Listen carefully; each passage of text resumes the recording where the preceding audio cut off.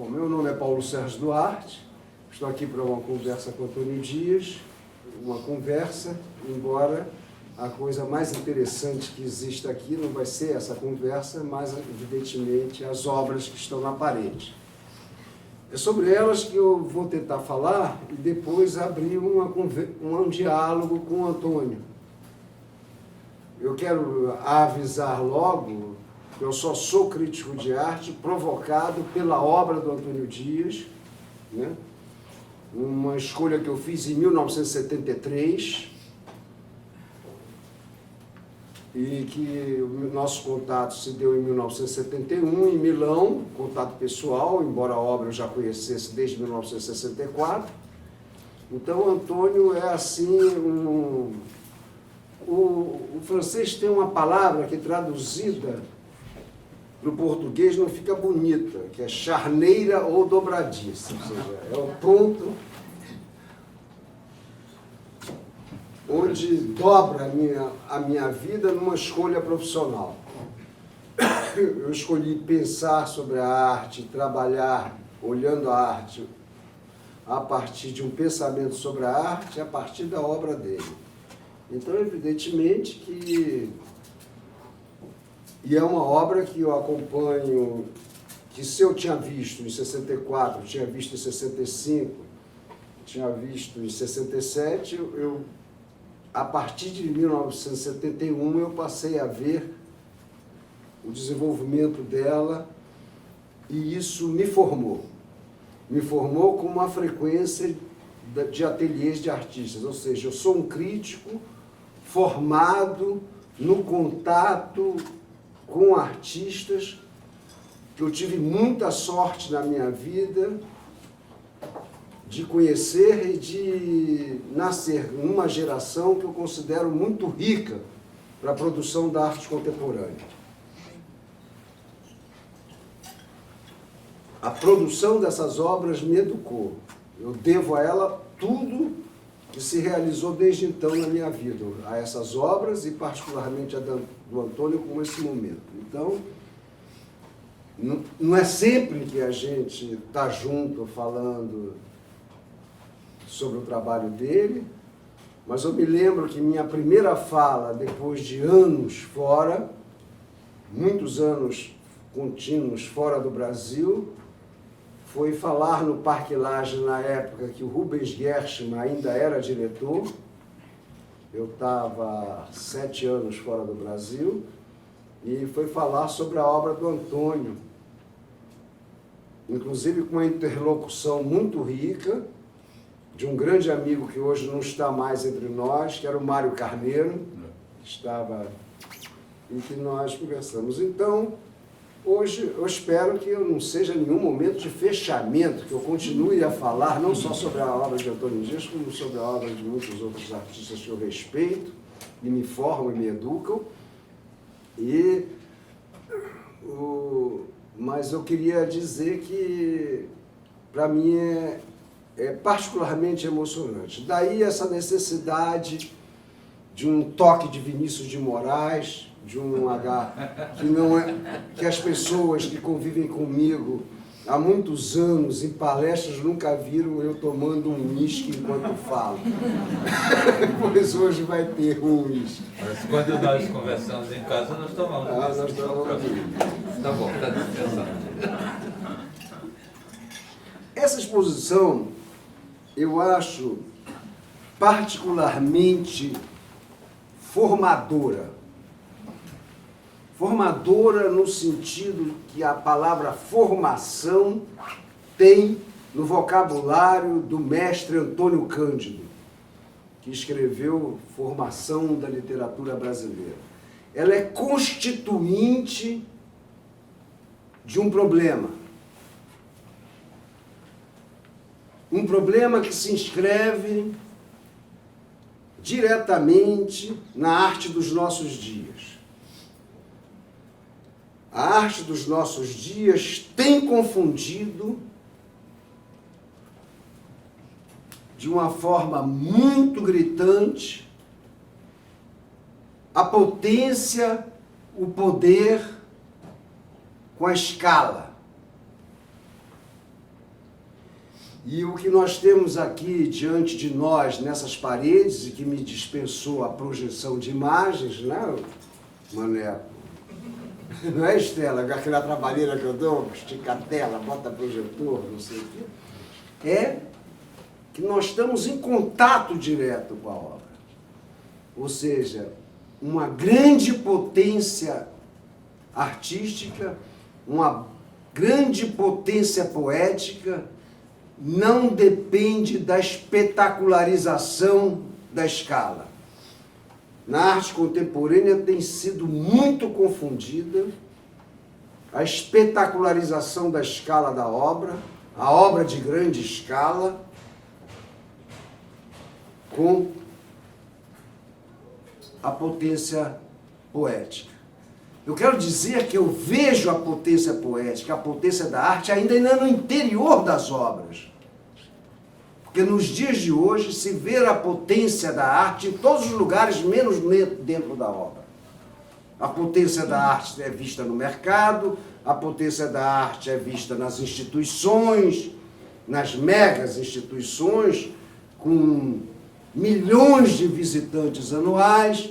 A potência da arte é vista que nenhum grande museu no mundo hoje tem menos de 30 Mona Lisas, né? Porque antigamente, quando eu era garoto, havia uma Mona Lisa, e que era cercada de japoneses por todos os lados, né? E a gente não podia ver a Mona Lisa. Hoje em dia, nenhum museu do mundo importante tem menos de 30 ou 40 Mona Lisas. A gente não encontra as obras. A gente vê as obras através do público. Então tem essa muralha do consumo da arte que significa uma potência muito importante para as grandes corporações que financiam as instituições. Para elas interessa quantos passaram na roleta na instituição. E aí, quando é que a gente se encontra com a obra?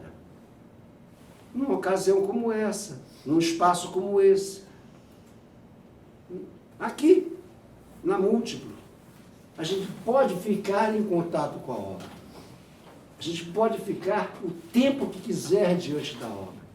E isso é muito raro hoje. Né? Eu fui sei lá, quanto tempo atrás? Quantos dias? Sei lá, 20 dias? Não, foi agora em abril, final de abril. Eu voltei. Aí via lá, o Louvre é muito mais frequentado que qualquer shopping center. Seguramente mais frequentado que a Galeria Lafayette. Então, eu quero reiterar aqui algumas coisas que são amigos que frequentam meus encontros, minhas palestras, meus cursos. Eu quero reiterar aqui uma coisa que eu venho dizendo há algum tempo.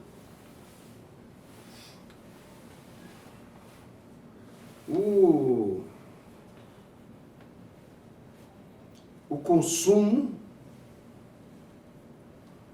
a fruição, o gozo estético,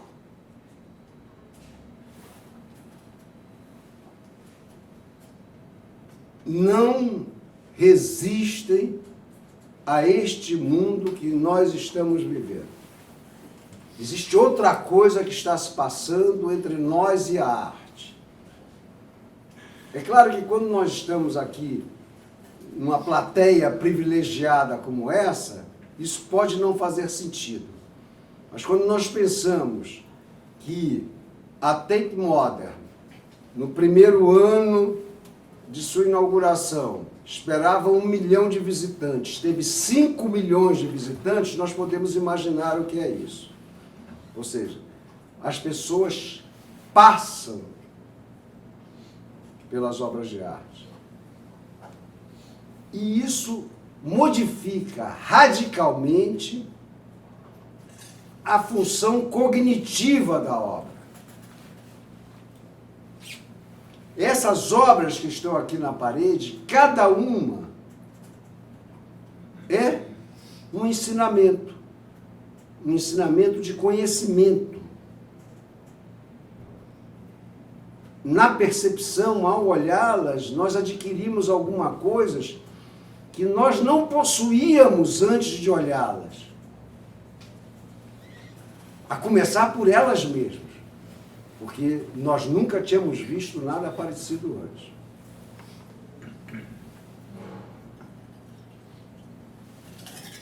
Que é isso que existe em toda obra de arte.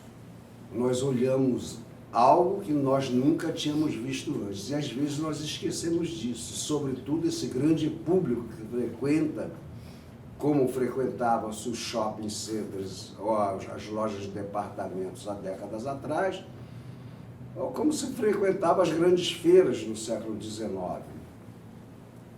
Só que as feiras foram reestabelecidas. Hoje, as feiras de arte são mais importantes que as bienais.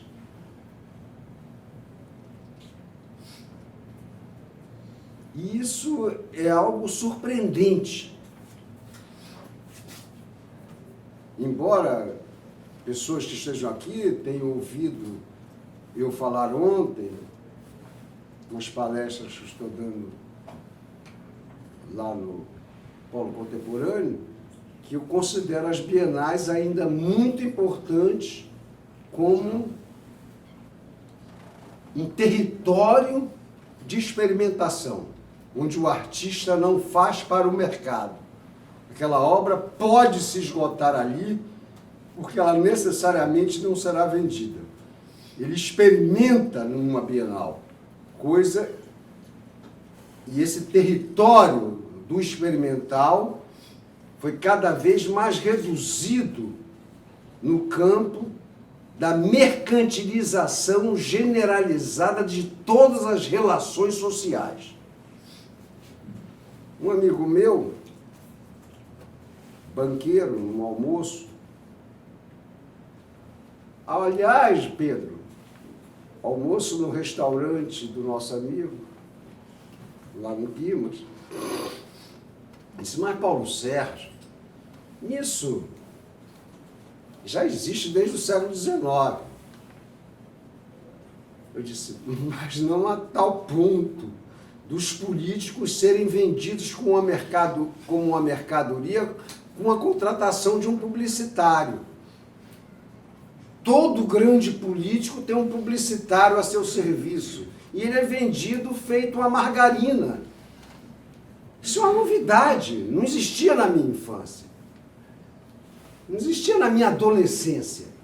Ou seja, não existe nenhum grande político de centro, direita ou esquerda que não tenha o seu vendedor.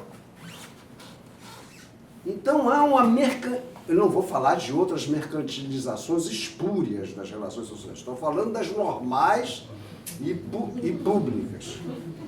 Há uma mercantilização generalizada de tudo.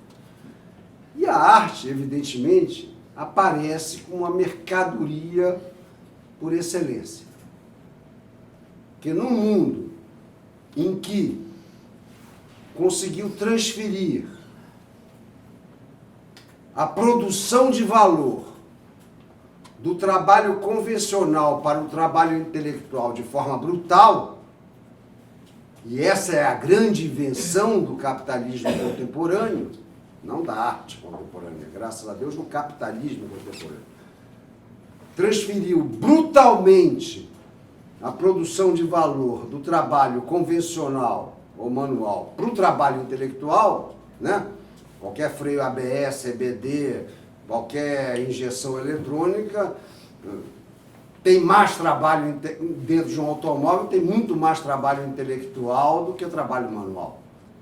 Né? Sem falar em toda a indústria da informação, em toda a indústria da computação. Então, estamos seguros de que o principal produtor de valor no capitalismo contemporâneo é, evidentemente, o trabalho intelectual e não mais o trabalho convencional manual.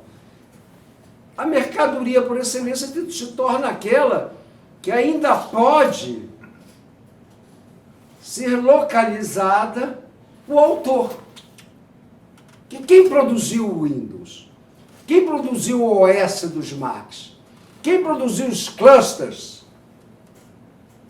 da Digital Systems para gerenciar supercomputadores? É uma coletividade. E isso são as novas catedrais. Essas são as novas catedrais.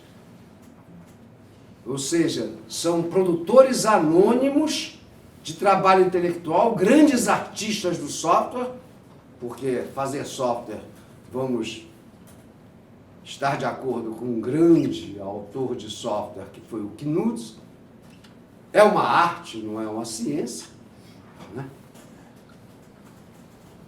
E esses são autores anônimos das grandes catedrais invisíveis do mundo contemporâneo, que nos atravessam com seus sistemas invisíveis, não somente nas redes, mas em cada um de nossos notebooks, que evidentemente tem muito mais potência do que a NASA tinha quando mandou um homem à Lua.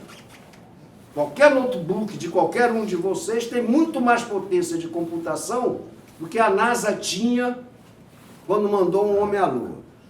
Então, a obra de arte se torna a mercadoria paradigmática, porque ela é produto intelectual de um indivíduo. Coisa rara nos nossos dias, cheia de produções intelectuais coletivas muito ricas e muito importantes. Junto com isso, acontece esse evento do mercado e a espetacularização da obra. Eu vou falar de obras espetaculares que eu respeito e admiro. Por exemplo, as fotografias do Andreas Gursky. É impossível passar diante de uma delas e não vê-las. A fotografia tem 7 metros de largura por 3 de altura. Como não ver isso? Eu estou falando do que eu gosto, do que me interessa, para não falar das porcarias de montão que eu vejo todo dia. A começar por todas as obras do seu Jeff Koons.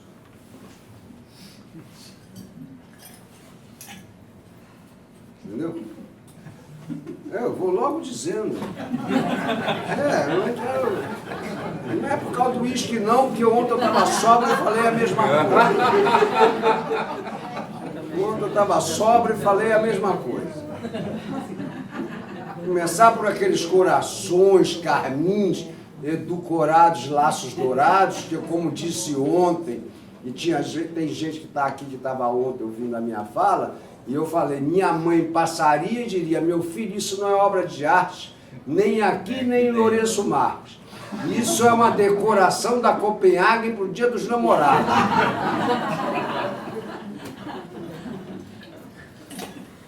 Mas foi vendido por 23 ou 28 milhões de dólares. Bateu um recorde de mercado na época. Então, as atribuições de valor estão invertidas. E agora, para falar desses trabalhos, eu tenho que dizer que vale a minha pergunta. Para onde vai a libido?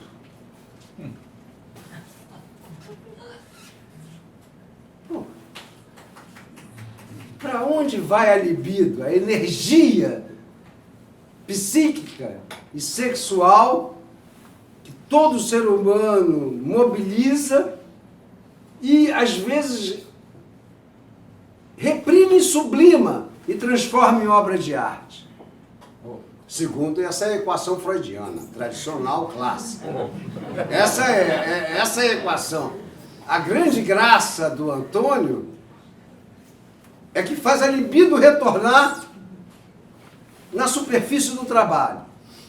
Mas esses trabalhos têm mais do que isso. A libido, eu vou logo dizendo que eu estudei antes de vir para cá, porque senão podia ter alguma pergunta depois. Não, eu fiz psicologia clínica em Paris 7. Tá. Se lembra, Naruna? Eu estudei aqueles negócios todos. Freud, Abraham, Ferenczi, Melanie Klein, Lacan, aquelas coisas todas. Eu estava lá. Fui aluno do FEDIDA, em 2 disciplinas. Vidal foi o psicanalista da Lígia Clark, hein? Não é qualquer. Para nós é muito importante. Mas não é isso que eu quero dizer. Eu estudei antes e vi que libido, libidinenses, é um substantivo da terceira declinação, que quer dizer, em latim, muita coisa, mais do que quer dizer hoje. Porque quando eu falo libido hoje, quer dizer imediatamente está associado a um conceito freudiano, da energia psíquica ligada à pulsão sexual. Não, mas libido de libidinenses, da terceira, quer dizer vontade, desejo, avidez. Ora, nós no campo moderno separamos completamente o desejo da vontade. Nós trabalhamos desejo como um conceito, vontade como outro conceito, porque estamos no campo de uma filosofia moderna. E é evidente que desejo não se confunde com vontade. Né? Vontade nós sabemos muito bem o que é em Schopenhauer, nós sabemos muito bem o que é em Nietzsche. Desejo nós sabemos muito bem o que é em Freud, em Deleuze. Então nós separamos e já manipulamos essas palavras de uma maneira. Mas para um romano, a libido queria dizer muito mais. Esse amálgama de vontade, desejo, luxúria, e isso está presente nessas obras de uma maneira muito enigmática. E não tenho medo de usar a palavra enigmática, porque aqui tem elementos históricos, evidentes, porque quem são os condutores da história nesses trabalhos? Os títulos. Os títulos das obras são condutores da obra. A fábrica está pegando fogo ali, ó. Ali são fábricas pegando fogo, uma fábrica pegando fogo. Se chama assim. Temos que contextualizar o momento em que a obra foi produzida, meados dos anos 80. A guerra é um fenômeno nos nossos dias, mas não existe só guerra fora. Existe guerra interna. E essas obras ressuscitam a possibilidade de nós relacionarmos guerras do mundo com guerras internas que nós travamos todos os dias no interior de nós mesmos. Isso é um dado, né? E eu repito que os títulos são condutores de percepção. Não somente nessa exposição, em qualquer obra de arte. É claro que não vale a anunciação do Fra Angélico. Não, isso é óbvio, que aquilo a gente está vendo uma anunciação. Mas nas obras de arte contemporânea, os títulos são condutores de percepção. E eu sequestro aqui esse sintagma, condutores de percepção, de uma obra do Valtécio Caldas. São 2 barras no interior de um estojo que ele chama de condutores de percepção. E eu estou sequestrando aqui para dizer que todo título de obra de arte contemporânea é um condutor de percepção. Ajuda a reconstruir a obra na nossa imaginação. Porque a obra tem que restituir uma produção de sentido. E esse sentido não pode ser absolutamente desprovido de conteúdo num mundo absolutamente formal. Nós estamos numa reposição de conteúdo na arte contemporânea de forma muito banal, prosaica, às vezes, ouso dizer, idiota. Sobretudo com a politização de temas. E é muito difícil fazer uma arte política inteligente, onde os temas aparecem elaborados por uma linguagem sofisticada. Mas esse trabalho, além daquilo que eu disse logo no início, que não pode ser esquecido, Ou seja, esses trabalhos demonstram que a potência da arte, não reside necessariamente na escala, ao contrário. Compare-se qualquer desses trabalhos com o coração de 28 milhões de dólares do Jeff Koons, e vocês evidentemente terão dentro de casa muito mais arte em qualquer um desses trabalhos do que naquele coração. Isso não abro mão e digo para vocês. Vocês podem ter mais capital em casa, mas produção poética não vão ter. E outra coisa que eu falei ontem, que eu vou repetir aqui, eu peço desculpas aos que estavam ontem na minha fala lá no Paulo Contemporâneo, é que não desconfiem da sua sensibilidade. Quando virem que uma coisa é superficial, quando virem que uma coisa não diz nada, não procurem atrás, ela não diz nada mesmo. Ela não diz nada mesmo. O coração do Jeff Koons é o coração do Jeff Koons. Aquele cachorrinho de festa de aniversário que ele faz, cromado, enorme, que custa 30 milhões de dólares, é um cachorrinho de festa cromado. Não tem nada atrás, não. É um sub-neopop de quinta geração.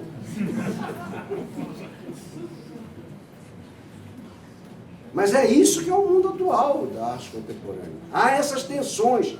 E a grandeza de trabalhos como esse está exatamente em demonstrarem que há possibilidade de poética, de produção poética, de produção artística na vida atual. Para a gente não se sentir inteiramente arrasado. Porque a gente abre o jornal, fica arrasado. Não, porque aí é cada uma atrás da outra, né? Hoje tinha um caminhão de bombeiros que eu deixei durante 1 hora, enquanto eu escrevia, a televisão ligada, tinha um caminhão de bombeiros lançando um jatinho de água, cara. Pior que a micção de um homem de 90 anos. Sobre uns campos, um caminhão. Então tinha que ter 15 caminhões ali, né, apagando aquele incêndio. Que nós vimos hoje na televisão online. Então nós estamos nesse mundo degradado. Então, a arte, o encontro com a arte, essa possibilidade de encontrar a arte nessa escala é muito importante. Falta uma coisa. O papel.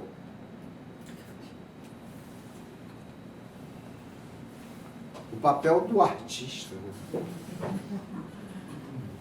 Em inglês não funciona se traduzir. Né? The play of the arts. Não é bem isso. Eu estou falando do papel mesmo, do material. Há outra idiotice enorme, que é as barreiras que a gente cria entre gêneros e obras de arte. Eu tenho um amigo que lançou um livro na semana passada que todo mundo deveria comprar, o Paulo Venâncio Filho. O livro se chama, é uma coletânea de estudos, ele é um grande, além de ser um excelente crítico de arte, é um grande escritor. Então os textos têm uma qualidade, então chama A Presença da Arte. Mas ele não publicou no livro, para minha decepção, a tese de mestrado dele. A tese de mestrado dele faz a ligação entre a obra do Goethe, o filme Limite,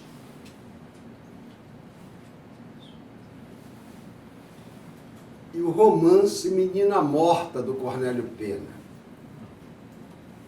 E trata da tristeza, da melancolia no país do carnaval.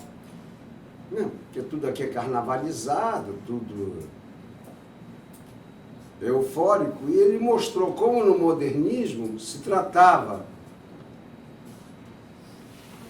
a questão da... Esse livro vocês têm que ter, hein? A Presença da Arte, do Paulo Venâncio Filho. Tá? Uma das coisas interessantes a observar nesses papéis, que são a própria obra, veja, não é uma obra sobre papel. Pelo amor de Deus, por favor, percebam pelo menos isso. Né? Papel hoje, em muitas obras, não é suporte, ele é protagonista.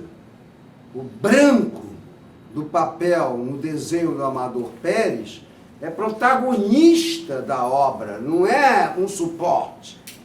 Sem o papel não existiria o negro e o desenho. Parar com essa história, dessas visões, que os museólogos precisam para catalogar as obras. Mas para quem aprecia a obra de arte, quem entra em contato com ela, deve se abstrair dessas coisas.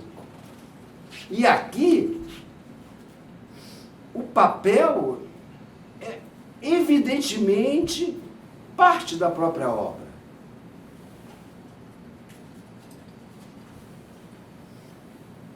Pensem o Guild sem o papel.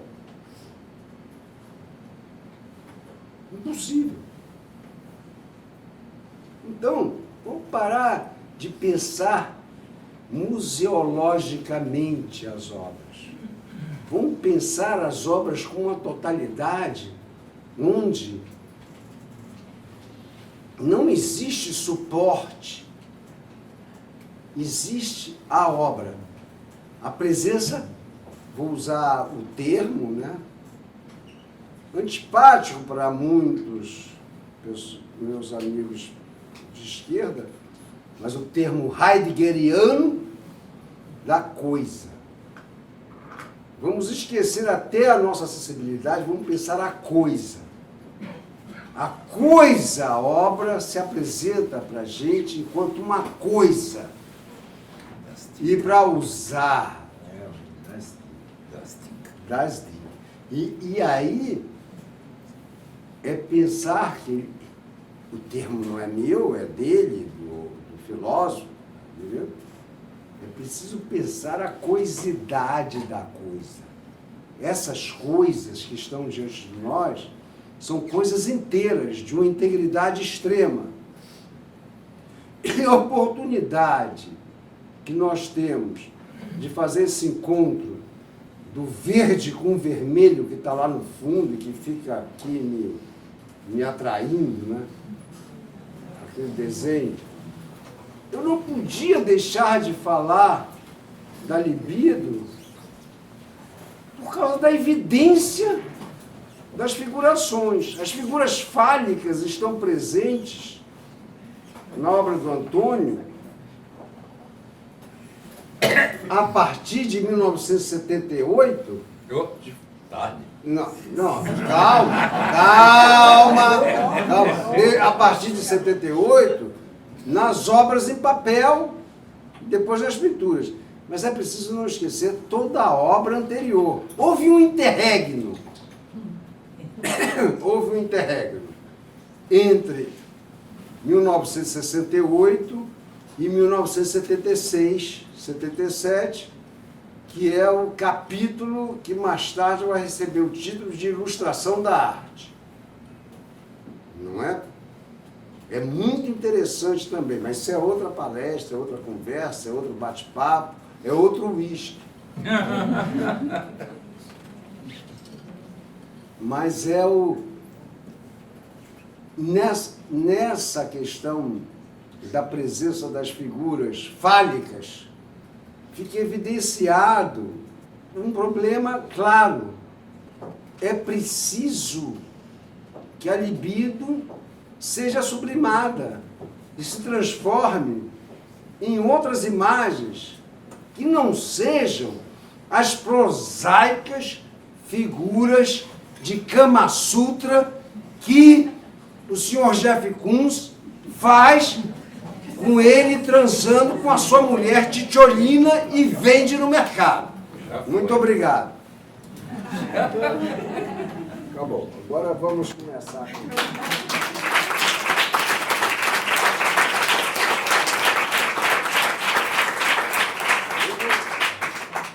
Antônio, 86.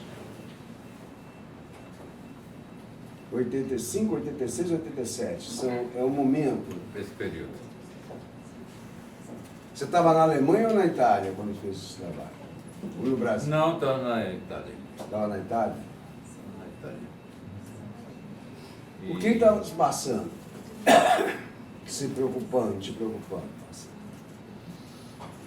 No momento me preocupava um pouquinho, como você falou, daquele trabalho verde e vermelho lá no fundo, aquele verde e vermelho sendo contrastantes complementares.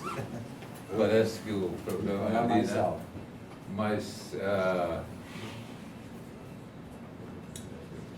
ali é tanque de guerra a Israel e terra palestina. Ali é tanque de guerra. Estava acontecendo. A guerra, né? Guerra. Então existe história, né? Obviamente existe história sempre. No trabalho existe história. Sem história a gente não constrói nada. Não foi você que me ensinou isso, mas eu acho que você concorda. Concordo inteiramente. Sem história, no way. Mas o problema exatamente é esse hoje, né? O problema hoje é que querem zerar a história e recomeçar sempre tudo de novo. Mas vamos aqui ficar no trabalho. Porque, primeiro, eu vou entrar numa coisa que é uma questão, menor, de ateliê mesmo. Como é que você foi experimentar a aquarela? Por medo. Eu sempre trabalhei no seguro, né? Deu para não me expor muito. Então, cores era uma coisa que me dava medo de deixar de lado. De repente, quando eu resolvi fazer essa série de trabalhos, era exatamente o contrário. Vamos experimentar as cores que eu não conheço. Ou vamos experimentar o meio que eu não conheço. Né? Eu comecei muito timidamente, aí quando você começa tímido, você fica chato e as coisas ficam chatas também, ficam muito delimitadas. Mas aí eu me lembrei de uma velha professora que eu tive quando eu tinha, velha no sentido de antiga. Não posso falar mais alto, não.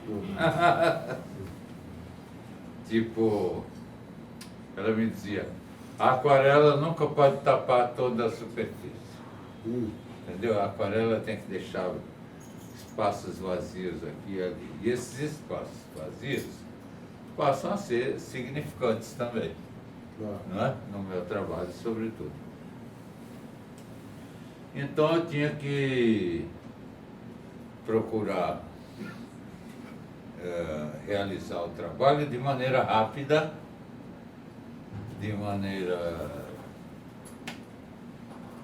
rápida. É a coisa que eu posso dizer. É feito uma pessoa que pinta fresco. Você tem que fazer correndo. O cara pinta fresco, senão vai endurecer. Senão vai endurecer, não vai poder. Tem gente que pensa o contrário, que endurecer é melhor. Não, porque a aquarela, nesses trabalhos do Antônio, é uma novidade. Não é? É uma novidade. Porque eu sempre trabalhei de uma maneira muito positiva e negativa, né? Preto e branco, era muito formal, muito preciso também. nesses trabalhos o que existe é imprecisão, corre que está escapando. Não, isso é muito interessante, porque vira na linguagem essa perda de controle que o artista escolhe quando escolhe uma técnica. Você falou do coraçãozinho do Jeff Koons, aquilo ali é controle total em cima da técnica. É controle total da técnica. Não, e as pessoas elogiam o trabalho pela quantidade de pessoas que trabalharam para fazer aquilo ficar carninho. E fica bonitinho. É claro. Bonitinho. Não porque eu já ouvi uma pessoa elogiar o trabalho pela quantidade de trabalho que tem lá. Aí eu já disse, como eu disse ontem, sou mais uma Mercedes da AMG. Eu estou muito curioso. Onde é que você teve ontem, hein? Não, lá no Polo. No Polo? Polo contemporâneo. No Pop? No Polo. Pop No contemporâneo. Pólio? Se chama Polo. Aonde? Pop contemporâneo, na Rua Afonso Celso. É um. Na Jardim Botânico. Da Ana Lúcia. Pois é, eu falei isso. Eu prefiro, entre aquilo e uma Mercedes da MG, eu prefiro a Mercedes da MG. Se a questão é trabalho artesanal, uma Ferrari é muito melhor que aquilo. Eu não vou nem comparar com a Ferrari, que seria elogio para o coração. Não, mas aí você está elogiando o coração. Eu prefiro a Mercedes da MG. É artesanal, o motor é feito por um único cara, tudo direitinho. Agora, uma Ferrari não, já é demais para um coração daquele.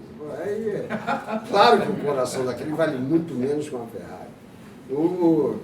Isso é bobagem, né? Porque eles são mercadorias mesmo, se apresentam como tal no mundo.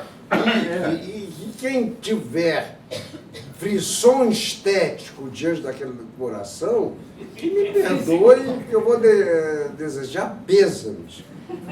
Porque algo morreu muito próximo a ele para achar que aquilo... Não, mas é alguém que gosta de fitinhas, né? Mas voltando, há uma questão que eu queria voltar aqui, o papel na trajetória do seu trabalho. Claro, eu falei no texto que está aí, né? Quem leu o texto, pegou o texto, vai ver. Quem não leu, vai ver. O trabalho do Antônio, eu descobri primeiro em desenhos, e logo depois eu descobri o trabalho de pintura. 64, 65, né? Eu tinha 18, 19 anos.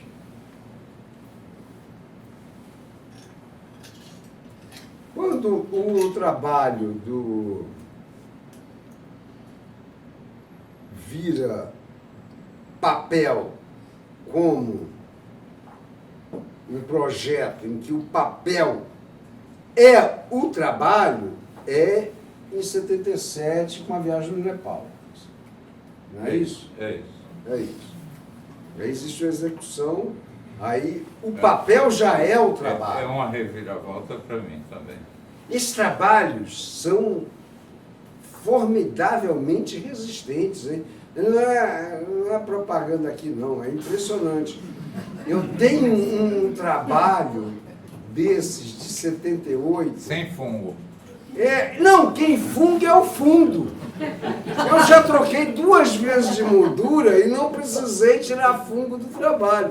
O fundo é um trabalho grande, tem superfície para fungar pra cacete. É um trabalho, sei lá, eu sou baixinho. É um trabalho grande. É um trabalho grande. Esse trabalho não funga. Quem funga é o fundo. O tunga. Não é. Não, I drink to that. Cecília, essa piada. Ô, Cecília. Por favor. Não, agora é o seguinte, esse negócio da resistência desse material é impressionante. Agora, o que eu estou falando é que o material vira o trabalho. E as intervenções, algumas são mínimas, em muitos trabalhos dessa época. Depois, o que acontece nesses trabalhos que nós temos aqui entre nós é que existem múltiplas intervenções, existem colagens, existem múltiplas intervenções. Os trabalhos começam... Aquilo é uma metralhadora. Muitas vezes as figuras fogem também dos limites, né? Estou tentando agora fazer um esforço de abordagem formal. Né? Esse negócio do desenho que invade o vazio, veja bem, o desenho invade o vazio.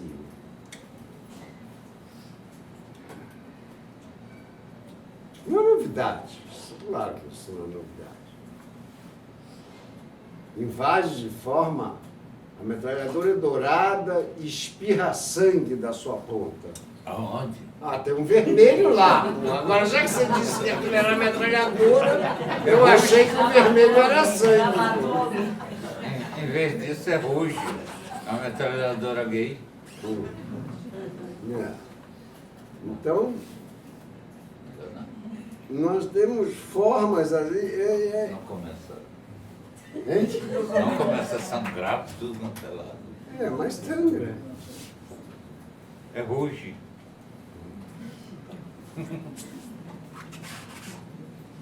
Viu? Você acha que... Vem cá, Agora, me diga uma coisa. Fora lá no isso. fundo, não. Agora, tem uns negócios que mais... Só a última questão para a gente encerrar esse papo, que já está se prolongando muito, está muito interessante, a conversa está boa, eu tenho que tomar meu uísque. É o seguinte, tem uma questão muito interessante na forma, até como foi apresentada aqui a exposição, certos trabalhos são vazados. Eu não preciso falar de questões de histórias, essas coisas, porque tem caixão no título, né? Os títulos, eu disse que eram construtores, tem cofres. Tem cofres, tem caixão no título, tem. É. Agora, tem o problema que eu acho interessante aqui, é essa recorte da obra e na forma como foi apresentada aqui, que vaza a luz e cria a sombra. Isso, essa forma de apresentação, que evidentemente... aqui? Foi na galeria? Aqui na galeria, que foi A estudado. iluminação? Não, que foi estudado. Foi o Maneco que inventou isso. Não, o Maneco inventou com você, foi. né? Se Não. você de acordo. O Maneco trocou a orientação da luz. Não, O mas Maneco você... o seu harém.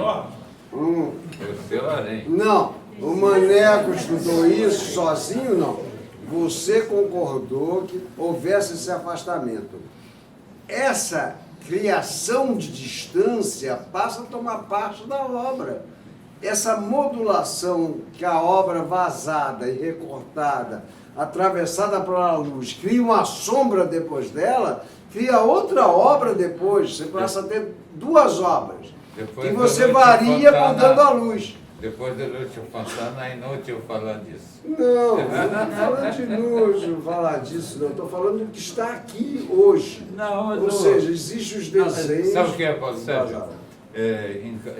Cada vez que eu fazia... Não estou falando disso como original, não. Estou falando como importante que está acontecendo aqui, é que certos trabalhos são vazados. Inclusive, lá na outra sala, tem um caixão voador.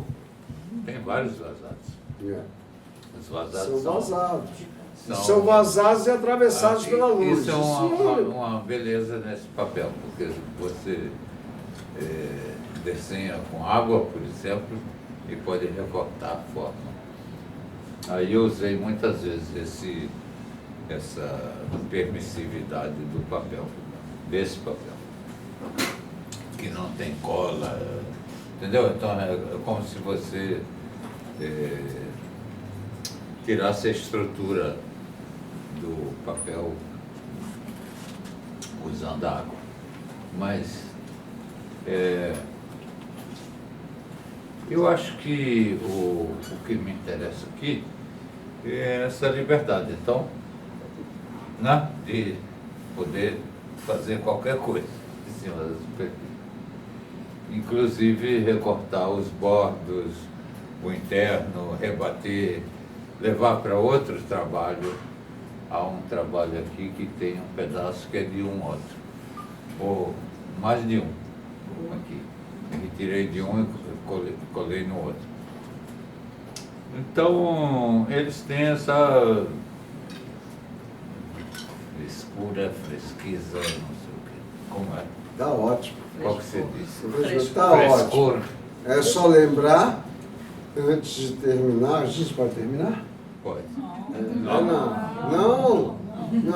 É o seguinte. Se você quiser é que continuar, a gente não, adora. É o seguinte, é que tem um problema aqui que é importante lembrar que todos, a maior parte desses papéis, quase a totalidade deles, foi fabricado pelo Antônio, não? Artesãos. Não, com artesãos no Nepal, onde ele foi Onde eu viver. dizia, faz isso, faz aquilo. Exato, fabricado por artesãos no Nepal. Esses trabalhos. Autor não, intelectual. hein? Autor intelectual. O Antônio trabalhou com artesãos nepaleses, né, de 76 a 77. E Mas morava lá também. morou lá, no Nepal. Morou no Nepal. E esse material que ele acumulou em grande quantidade, esse tipo de material, esse material é um material fabricado Em condições primitivas. em condições As mais primitivas possíveis. mais artesanais possíveis. Mas também as mais próximas da nossa condição, digamos, ambiental aqui, né? Ambiental.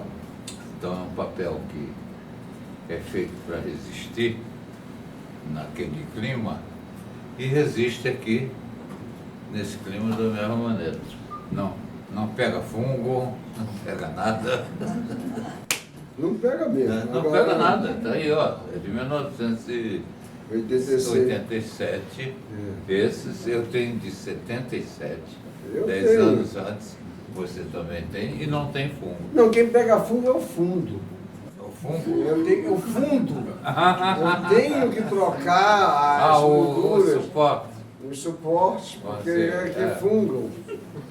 O fungo pega. Não, tem as telas que botam atrás para segurar o papel. Aquilo Pega pega. o fungo e ele não pega. E eu não passei Verdade. remédio nenhum no papel. Não, ninguém O passa problema é o remédio. seguinte, tem uma questão somente para a gente não encerrar no anticlímax, que é importante a gente lembrar que a potência da arte existe em qualquer lugar, em qualquer escala. E pode estar a força da arte num trabalho sobre papel, com papel, E pequenininho. em papel, nessa dimensão. E não pensar que só a potência da arte está naquelas grandes coisas que a gente vê, nas grandes exposições que a gente viaja. Obrigado, chega. Muito obrigado.